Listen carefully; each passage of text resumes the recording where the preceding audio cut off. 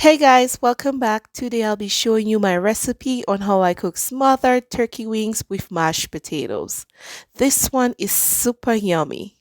If you have not hit the subscribe button yet, please take a moment to subscribe. Also, hit that bell for notifications as well. Let's start cooking.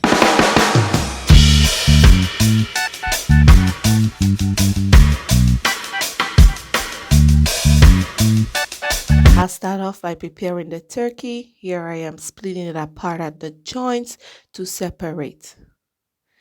As you can see, mine is super huge, so cooking time will depend on the size.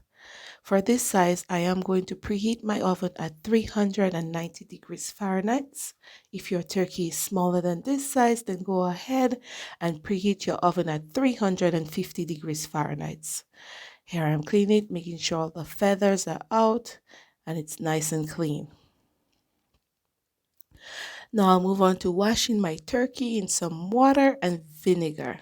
I know some professionals might be like, oh no, what is she doing? Salmonella or this. No, I want my turkey clean and I want to cut off any freshness that may be on there. Of course, you can wash and sanitize your sink afterwards.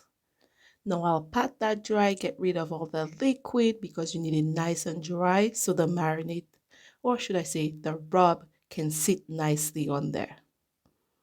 Now let's prepare our rub, paprika, garlic powder,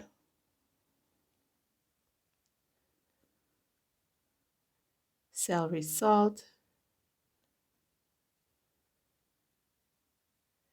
creole seasoning. If you need my mix for creole seasoning, let me know in the comment section. I could provide that. Or if you don't have creole seasoning, you can use Cajun seasoning as well. We're going to mix it all together. And of course, all the list of ingredients will be listed below so you will know the exact measurements. I'm going to add that rub now on the turkey. Make sure all surface area is well coated. Here we are adding it all in there.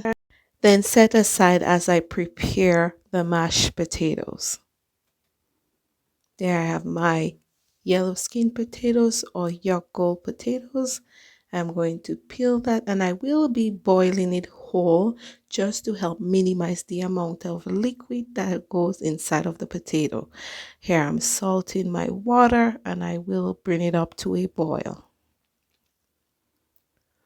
In the meantime, I'm going to prepare the remaining ingredients which is needed for the turkey. I'm peeling some onions and I'm going to slice it as thin as possible. Also, if you have not subscribed yet, don't forget, hit that subscribe button so you will be notified on all my latest recipes. Here I'm slicing some red bell peppers as well, but you could use whatever color of your choice. And for a note of more flavor in my gravy, I will be adding some fresh thyme. So here I am chopping it as fine as possible. Now that's done, in my roasting pan, I'll prepare my turkey for roasting. I did spray a bit of cooking oil on there as well. I'm layering my turkey and I'm going to place the sliced onions on top and some sliced butter. That is very important because it will help create the juices which is needed for making the turkey. So it's super important. I'll cover that up and place it in the oven for about an hour and 30 minutes. Here we have it. Mashed potato is ready. I'm going to whip it up. You could also use a hand mixer with the whip attachment as well. Here I'm adding the milk. It's warm. And you will whip that to incorporate it nicely. Now for mash, what I've noticed is that if you use room temperature butter and not melted butter, it will help to keep it even more fluffy. So I am not using melted butter. I'm going to use room temperature butter slices. Here we are. It's coming together. And a quick tip for warming up your mashed potatoes: instead of warming it up in the microwave or directly on the stove top, you can use the double boiler method.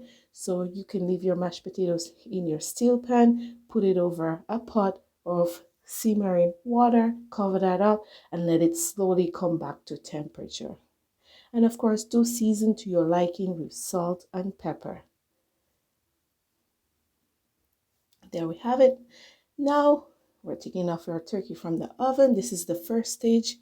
Our turkey, it's not ready yet, but it's getting there. I'm going to drain out all the juices from that, because that is super important to help create the gravy.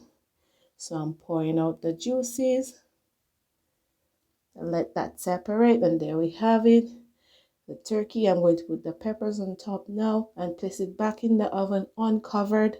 Let it dry up and cook a bit while I prepare the gravy. Now, the fat and the juice from the turkey separated, as you could have seen. So I'm only skimming up the top part with the fat to help create the gravy. I skim out some of the fat. I'm now adding the flour in there. And I'll add the flour and cook it down for about 1 to 2 minutes. You do want to cook that down a bit, not on high heat. Keep it on low heat, or in between low and medium. Now that has cooked down a bit, I'm adding in the chicken stock. I'm going to continually add the chicken stock, and then I'll bring that up to a boil.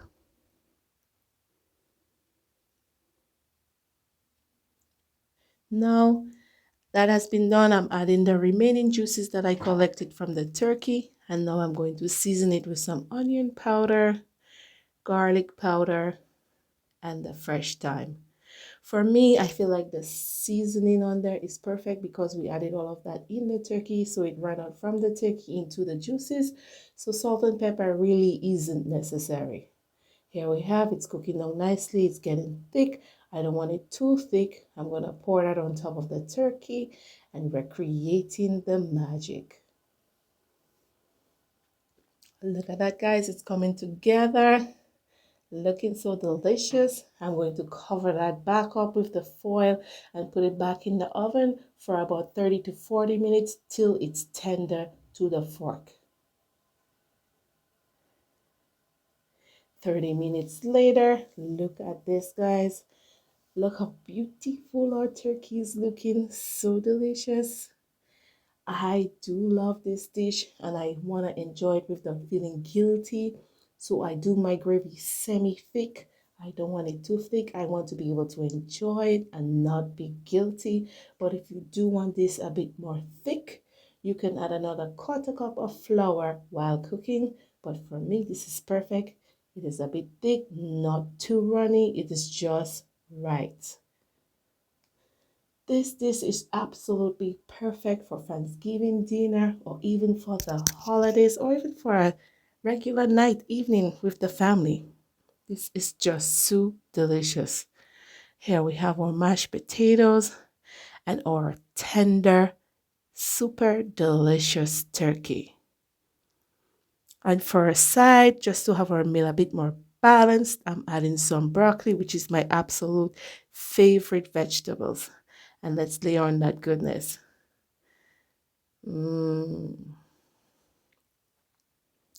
Trust me, guys, this dish is super delicious. If you do try this recipe, do let me know in the comment section what you think, or if you do plan on trying it. Look at this, guys. You won't regret it. It takes a bit more steps, but it is totally worth all the steps. And as always, thank you for watching, and I appreciate your support. See you until the next recipe.